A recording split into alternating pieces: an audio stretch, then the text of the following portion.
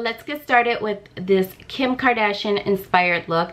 I do want to emphasize that this is an inspired look. I'm not trying to do like the exact look. I just love the colors that she has on her eyes. I'm going to show you guys the look right here. Like, I love all the eye shadows that she has on it, even the lip. Like, I'm not trying to do the exact look. It's just an inspired look.